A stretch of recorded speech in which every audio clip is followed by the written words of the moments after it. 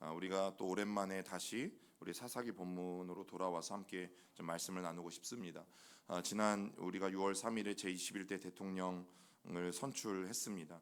여러분, 대한민국은 정말 국민들의 투표로 새롭게 대통령을 선출했고, 정말 그리스도인들에게 필요한 자세 가운데 하나가 무엇인가 하면, 여러분, 내가 뽑은 사람이 되었건 뽑지 않은 사람이 되었건 우리 그리스도인들에게 주신 하나님의 중요한 임무와 사명 중에 하나는, 책임 중에 하나는 마땅히 대통령과 위정자들을 위해서 기도하는 것입니다.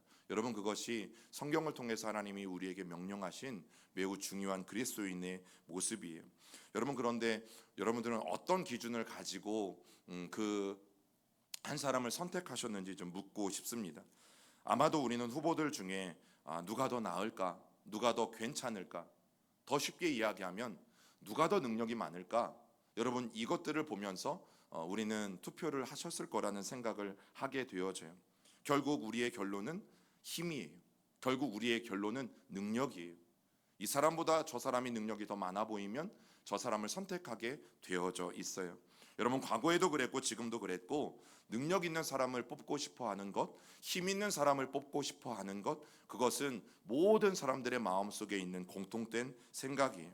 그래서 여러분, 과거에는 힘 있는 사람이 힘 없는 사람의 손에서 빵을 빼앗을 수 있게 되자 힘이 곧 그 왕의 모든 것을 상징하는 것이 되어버렸던 시대가 있었죠. 즉, 힘 있는 사람이 왕이 되고, 그 왕이 된 사람이 자기가 가지고 있는 힘을 가지고 힘없는 사람들을 통치하는, 여러분, 그런 일들이 과거에서부터 지금까지 여전히 우리가 살고 있는, 인간들이 살고 있는 세상에서는 여전히 존재하고 있어요. 오고 있고, 그리고 오는 이 모든 인류는 결국 누가 힘이 센가, 여러분, 이것을 가지고 역사를 써오고 있다라는 사실이죠. 시간이 흐를수록, 문명이 발달할수록 그 힘은 굉장히 여러 가지 형태로 변화되는 것들을 보게 되어져요. 그래서 오늘날 지력, 여러분, 똑똑한 것도 힘이잖아요. 그래서 어디 학교 나왔냐가 힘이잖아요. 동문이 얼마나 많냐, 여러분, 이게 힘이잖아요. 또 재력, 내가 얼마나 많이 가졌느냐, 여러분, 이게 힘이잖아요. 그리고 가문, 그리고 심지어는 외모까지도 힘이 되고 능력이 되는 시대를 여러분, 우리는 살아가고 있어요. 그리고 이 힘은 인류 역사에서 최고의 가치가 되어져 버린 지 오래되었어요. 여러분, 사람들이 가지고 있는 본능적인 욕구 5가지가 있다고 해요. 가장 먼저는 식욕, 또 성욕, 수면욕, 그리고 물질욕, 그리고 마지막이 권력욕 혹은 명예욕. 여러분, 사람들이 결국 최종적으로 갖고 싶어 하는 것이 뭐냐면, 이 5가지 욕심들 중에 정말 사람들이 갖고 싶어 하는 게 뭐냐면요, 권력욕이에요. 그래서 먹을 것 있고 돈 많고 유명해지고 나면 그 다음에 사람들이 궁극적으로 생각하는 것이 바로 다스리는 일, 왕이 되고 싶어 하는 일이라는 사실이에요. 그리고 천하통일을 다 얻었다고 하잖아요. 그러면 그때는 자기 자신이 신이 되고 싶어하는 일들이 일어나는 거죠. 여러분, 로마 제국의 네로 황제가 실제로 그랬어요. 그는 공공연하게 나는 신이다라고 외쳤어요. 자기 자신을 신이라고 외치며, 여러분, 황제의 신전을 자기가 통치하고 지배하고 있는 나라 곳곳에 지어서 실제로 경배받고 실제로 예배받는 신의 자리에 군림했던 사람이죠. 여러분, 그러면서 우리는 그렇게 생각해요. 어쩌면 인간으로서 그럴 수 있을까? 어쩌면 인간이 신이라고 말할 수 있을까? 어쩌면 인간이 신이 될 수 있다고 생각할 수 있을까? 여러분, 그러나 그렇게 생각할 필요가 없어요. 왜요?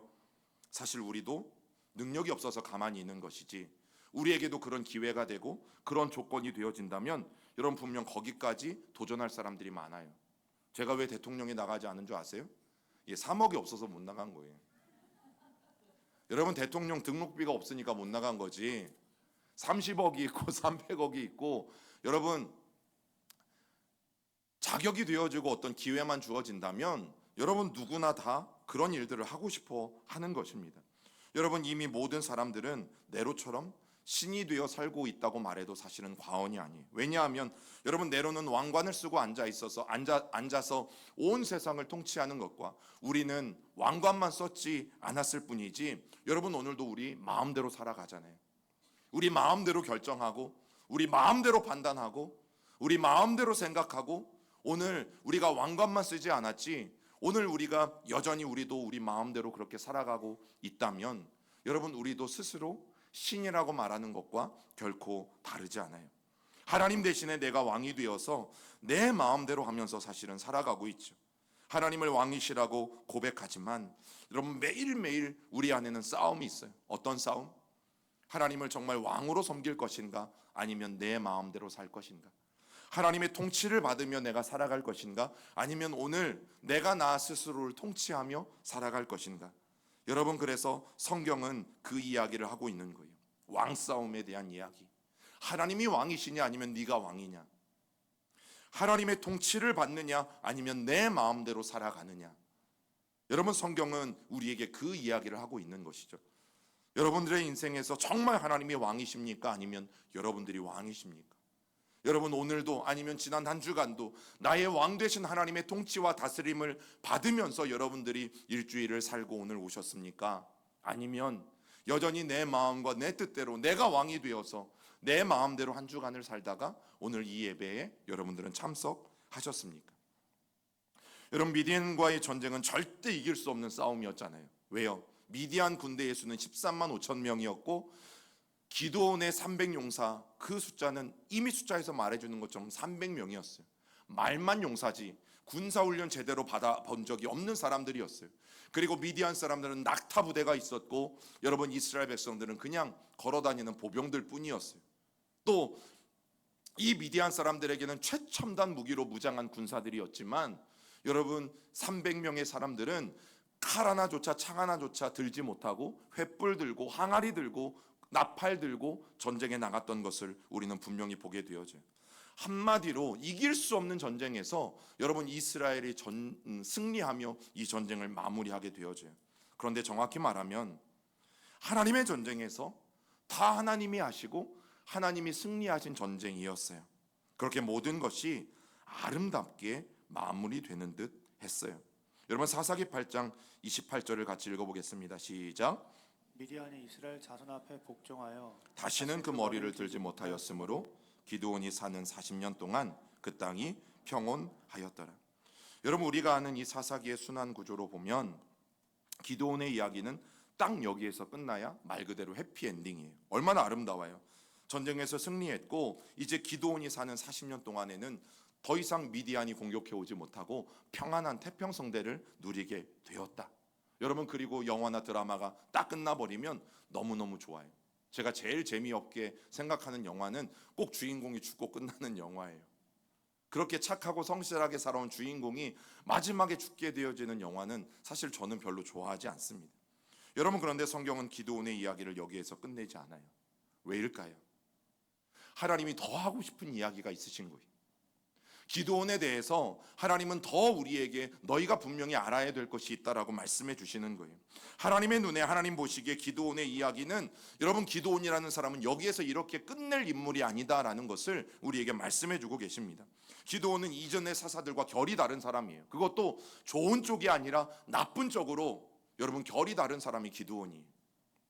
물론 기드온의 협회도 있고 기드온의 이름을 딴 이런 어떤 기독교 단체들도 많이 있지만 여러분, 사실 기드온의 모습들을 보면 기드온 때부터 급격히 사사들의 모습이 변질되어져 가고 있다는 것을 우리는 성경을 통해서 확인합니다. 여러분, 대단한 승리를 이룬 이 기드온이 얼마나 멋져 보였을까? 얼마나 대단해 보였을까? 여러분, 기드온은 어느새 영웅이 되어 있었습니다. 이길 수 없는 전쟁에서 이겼고, 그런 기드온에게는 여러분 앞에서 말씀드린 힘이 생기기 시작했어요. 사람들이 기드온을 다 우러러보기 시작했고 기드온을 칭송하기 시작했고, 모든 전쟁을 다 수습하고 나서 이제 이스라엘 사람들이 기드온에 찾아와서 어떤 부탁을 하는지 여러분 보십시오. 8장 22절입니다. 시작.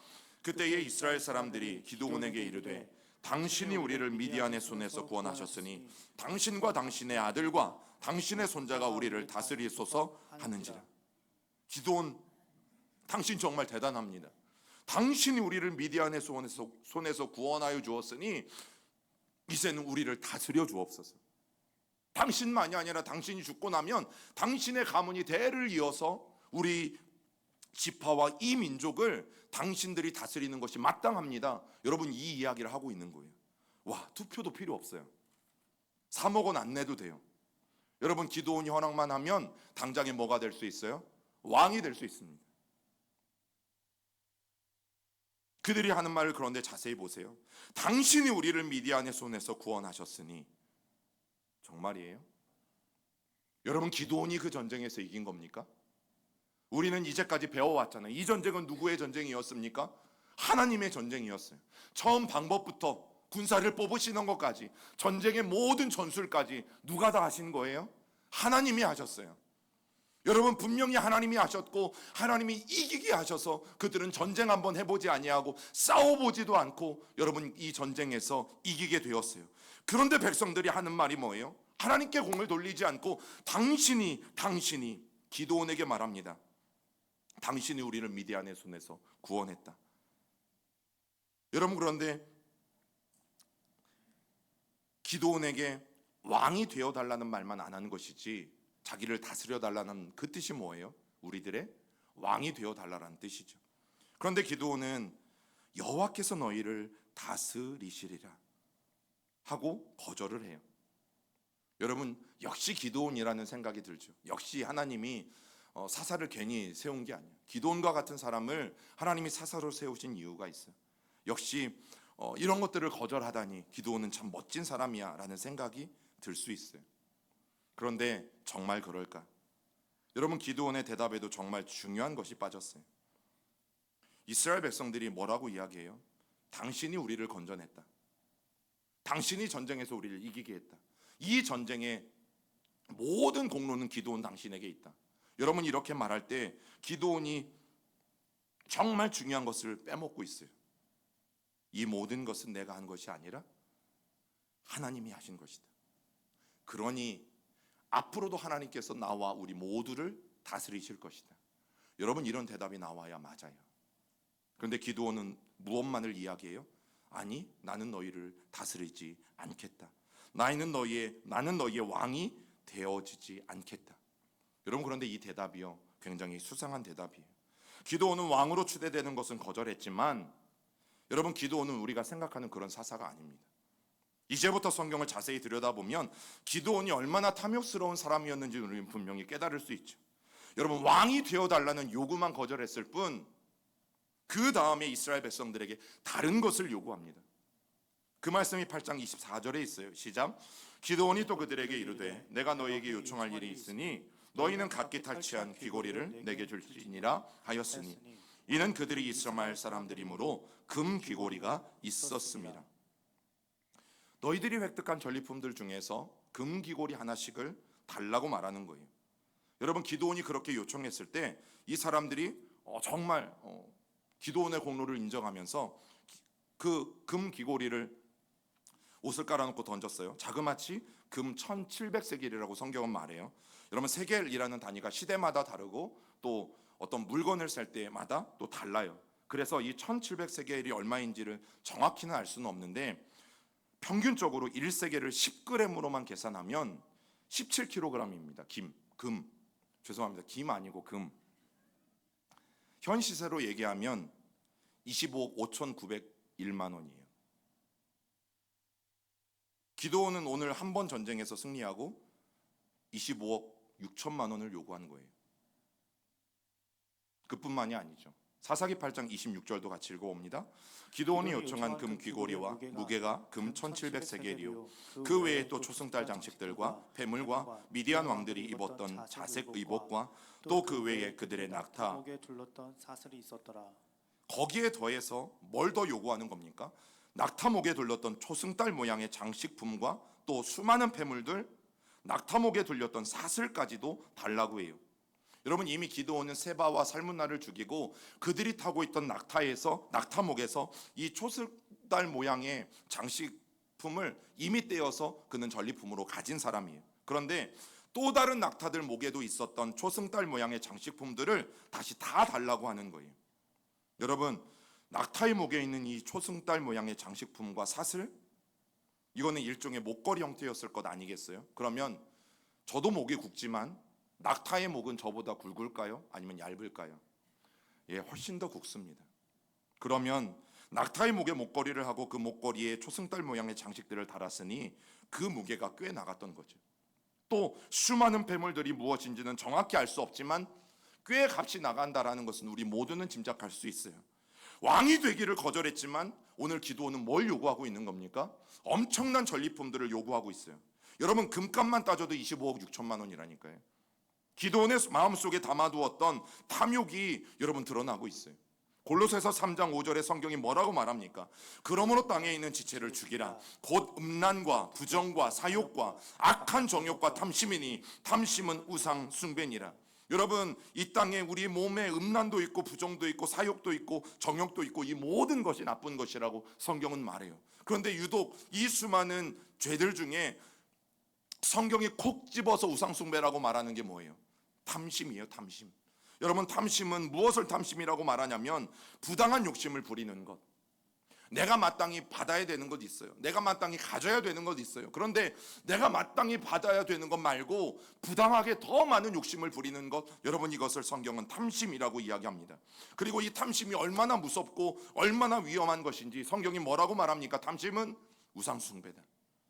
결국 탐심을 갖게 되어지면 우상숭배를 할 수밖에 없음을, 그리고 결국 너도 누군가의 노예가 되어질 수밖에 없음을 여러분, 성경은 분명히 말해요.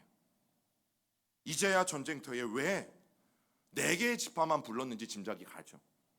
이스라엘 백성들은 싸울 때는 12지파가 함께 싸웠잖아요. 그런데 기드온이 이 미디안 사람들과 싸울 때 4개 지파만 불렀어요. 왜 그랬을까? 여러분, 이제 이해가 가요. 왜요? 전리품들을 많이 나누기 싫은 거죠. 많은 사람들이 참여하면 참여할수록 전리품들은 더 많이 나누어야 돼요. 그러면 나한테 돌아오는 것은 줄어들 수밖에 없는 것이죠. 여러분, 금기고울이 하나씩만 받은 것을 모았는데도 벌써 25억 6천만 원어치가 되어지지 않았습니까? 그런데 참전한 지파의 수가 많아지면 어떻게 돼요? 나한테 돌아오는 몫은 줄어드는 거죠. 기드온은 그것을 못마땅하게 생각했을 수도 있어요. 여러분, 이런 기드온의 속내를 에브라임 지파가 알아차리고 기드온에게 찾아와서 뭐라고 화내면서 얘기했어요. 왜? 우리들을 전쟁에 부르지 않았는가? 우리들을 불렀다면 우리도 함께 싸워줬을 텐데. 여러분, 그래서 이것을 무마하기 위해서 기드온이 한껏 에브라임 지파들을 칭송해 줬잖아요. 우리가 아무리 많은 숫자의 사람들을 죽인들 당신들이 지도자를 죽인 것만 하겠느냐? 여러분, 어쩌면 여러분들 중에는 목사님, 제가 알고 있는 기드온은 그런 사람이 아니었는데요. 정말 13만 5천 명과의 싸움에서 이스라엘 백성들을 구원해낸 그런 놀라운 사사를 가지고 목사님, 너무 기드온을 나쁘게만 보는 것 아닙니까? 그렇게 선입견을 가지고 보면 사람이 나쁘게만 보이는 게 당연하잖아요. 여러분, 이렇게 질문할 수도 있어요. 또 그래도 사사인데 사사가 탐욕을 부렸겠습니까? 조금 돈에 대해서 욕심이 생겼을 뿐이지 그것을 가지고 탐욕을 부렸을 정도라고 말하는 것은 너무 과장해서 말하는 것 아닌가요? 여러분, 그러면 그 다음에 기드온이 뭘 하는지를 보면 돼요. 그렇게 금부치들을 요구한 것이요, 단지 재산에 대한 욕심 때문만이 아니었다라는 것을 알게 되어지죠. 기드온은 그것으로 에봇을 만들었어요. 에봇이 뭡니까? 여러분, 제사장들이 하나님을 제사할 때 입는 제사장의 의복이 에봇입니다. 우리 사사기 8장 27절 읽어볼까요? 기드온이 그 금으로 에봇 하나를 만들어 자기의 성읍 오브라에 두었더니 온 이스라엘이 그것을 음란하기 위함으로 그것이 기드온과 그의 집에 올무가 되니라. 여러분, 출애굽기 28장과 39장에서 보면 에봇을 만드는 방법도 나오고 또 자세하게 어떻게 에봇을 지어야 하는지 소개되고 있어요. 또 그 모양도 재질까지도 잘 설명해요. 그런데 더 중요한 것은 오늘은 어떤 재질이나 어떤 만드는 방법이 아니라, 여러분, 에봇은 누구의 옷이라고요? 거룩한 제사장들이 입는 옷이에요. 하나님 앞에 나가 하나님을 섬겨야 되는 제사장들이 입는 옷이 에봇인데, 여러분, 기드온은 어떤 지파였어요? 12지파 중에 므낫세 지파였어요. 그런데 여러분, 우리는 이미 성경을 배워서 알아요. 제사장 지파, 또 제사장 곁에서 제사장을 도와 함께 동역하며 성막의 일을 감당해야 되는 지파들은 누구예요? 레위 지파예요. 그래서 레위 지파들은 땅을 분배받지 아니하고 각 지파가 사는 12지역으로 흩어져서 백성들을 위해서 제사하고 제사장들 옆에서 함께 동역하며 여러분 함께 그 지파의 영적인 부분들을 세워가도록 하나님이 만드셨죠. 그런데 기드온이 레위 지파 사람이 아니라는 사실이죠. 여러분, 물론 므낫세 지파 땅에도 레위 사람들은 살아가고 있어요. 여러분, 주변에 레위 사람들이 살아간다고 해서 기드온이 레위 지파인 것은 아니잖아요. 물론 얼마 전까지 기드온의 집에 바알이 제단이 있긴 했어요. 그런데 하나님의 말씀을 듣고 한밤중에 기드온이 나가서 그 바알의 제단을 허물고 그곳에 하나님을 위한 제단을 쌓고 기드온이 하나님 앞에 제사를 드리기도 했어요. 여러분, 그렇다고 기드온이 레위인이 되는 건 아니죠. 그렇다고 기드온이 제사장이 될 수 있는 것도 아니라는 사실이에요. 여러분, 그런데 이제는 직접 에봇을 만들어요. 그리고 레위인의 도시도 아닌 그 땅에 에봇을 두고 공식적으로 스스로 제사장이 된 거예요. 이 에봇을 뭘로 만드는 거예요? 그 금 귀고리를 녹여서 만든 거예요. 여러분, 100번 양보해서 혹시 목사님, 자기가 입을 것이 아니라 그 므낫세 지파의 땅에 사는 레위인이나 제사장이 있을 것인데 혹시 그들에게 주기 위해서 만들어서 입히려고 했던 건 아닙니까? 여러분, 그렇다 하더라도 기드온의 불순한 의도는 똑같아요. 왜요? 하나님이 제사장을 세우시는 것이지 전쟁에서 이겼다고 그래서 백성들의 인기를 얻었다고 기드온이 제사장을 세울 수 있는 것은 아니죠. 기드온은 지금 에봇을 만들어 놓고 뭐라고 말하고 있는 건지 아십니까? 너희들이 이제부터 하나님을 만나길 원한다면 나를 통해야 한다. 너희들이 이제부터 하나님의 음성을 듣길 원한다면 나를 통해야 한다. 여러분, 이 말을 하고 있는 거예요. 그게 기드온이 에봇을 만들었다라는 너무나 안타까운 의미예요. 과거 기드온의 집안, 기드온의 아버지는 바알의 제단을 가지고 그것들을 통해서 많은 돈을 벌여 드렸어요. 이제 바알의 제단은 완전히 사라졌지만 지금 기드온은 여호와 하나님의 제단이 우리 집에 있으니 이것으로 돈을 벌어야겠다는 생각을 했을지도 몰라요. 그런데 많은 학자들에게 더 지지를 받는 설명은 뭐냐 하면 기드온은 지금 왕노름을 하고 있다라는 거예요. 기드온은 지금 왕노름을 하려고 했다. 말로만 왕이 되기를 거절했지 기드온의 진짜 속마음은 무엇입니까? 왕이 되어서 자기가 살아가고 싶어 한다라는 거예요. 여러분, 이스라엘이 주변 나라들과 다른 점이 있었어요. 이스라엘은 정치와 제의, 종교가 완전히 분리되어 있는 나라예요. 그래서 왕정 시대, 왕들이 존재했을 때에도 여러분, 그 왕들이 가장 두려워했던 존재가 누구였어요? 선지자들, 예언자들, 선견자들, 다 같은 말이에요. 선지자, 예언자, 선견자 똑같은 말이에요. 여러분, 이 사람들이 자기들 앞에 찾아오는 것을 제일 두려워했어요. 왜냐하면 이들의 입술에는 하나님의 말씀이 들어있었기 때문에. 그리고 이스라엘은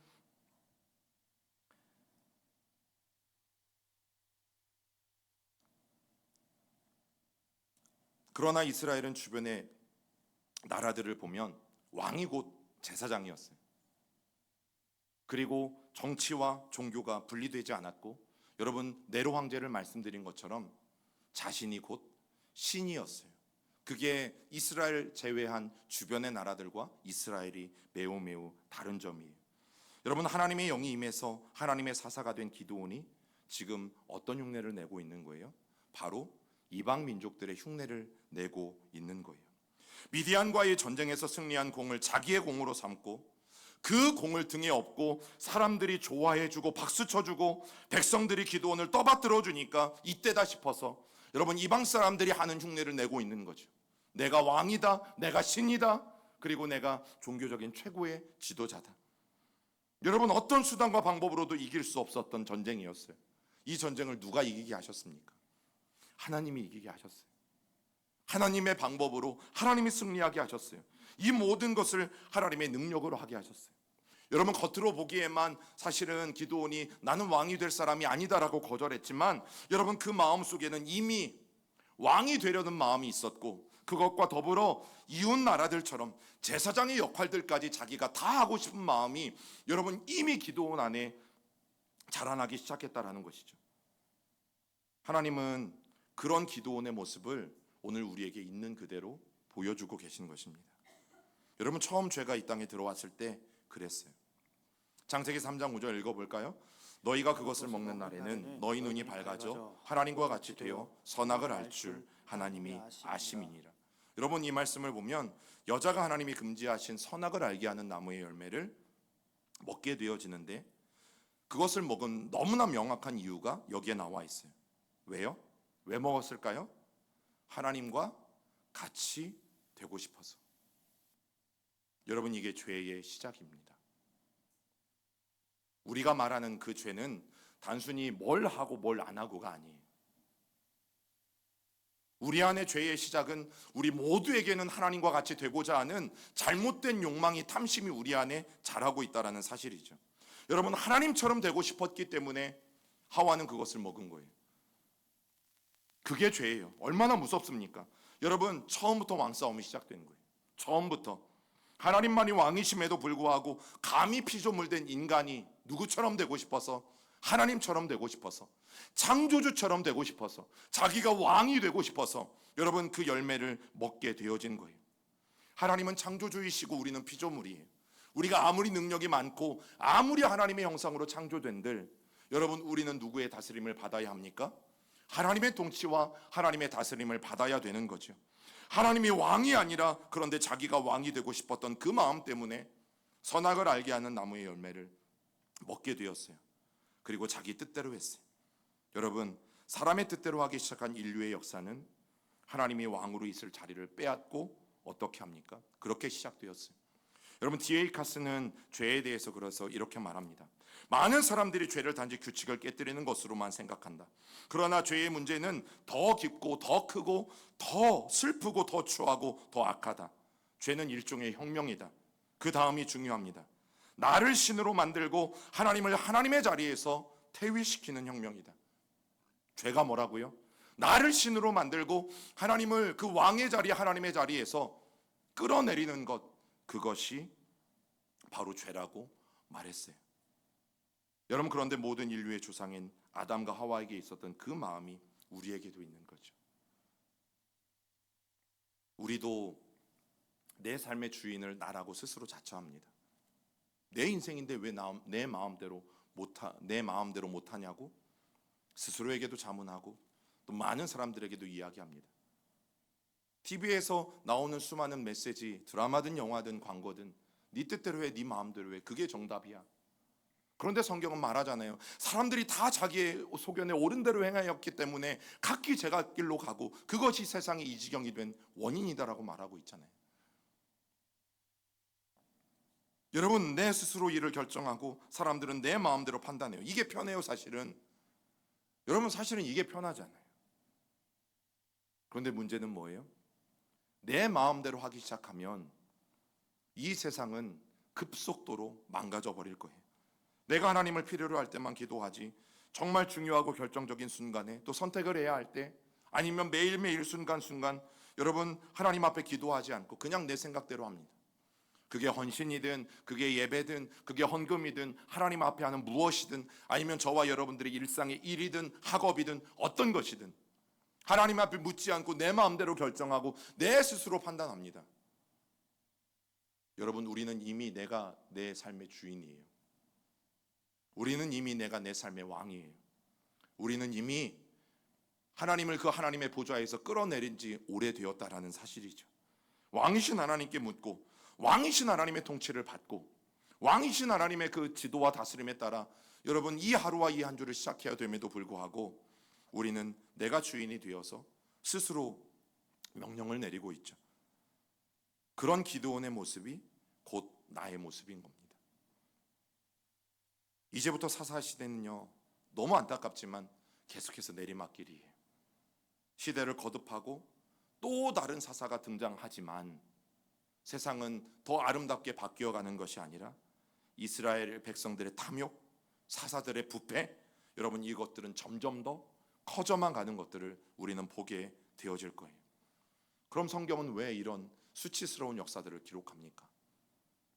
하나님은 하나님의 책인데 그리고 하나님 당신이 직접 하나님의 영을 부어서 세워주신 하나님의 사람들인데 그러면 조금 감춰주시고 그들의 부끄러움을 좀 드러나지 않게 해주시고 그렇게 하셔야 하나님 입장에서도 훨씬 더 하나님의 이름에 누가 되어지지 아니하고 좋은 것 아니겠습니까? 그런데 왜 성경은 이런 역사를 기록합니까? 하나님은 그냥 기드온의 이야기를 하시면서 기드온이 전쟁에서 이기게 하고 40년 동안 이스라엘 백성들은 평안했다, 여기에서 기드온의 이야기를 딱 마무리하면 여러분 정말 아름다운 것 아니겠습니까? 그런데 왜 오늘날 후손들에게, 그리고 오늘날 성경을 읽는 모든 사람들에게 왜 이런 이야기를 읽게 하시는 걸까? 여러분, 그것은 분명해요. 단순히 그 시대를 아파하거나 기드온 집안의 비극들을 기록하면서 그냥 단순히 우리에게 경각심만을 불러일으키는 정도가 아니라는 거죠.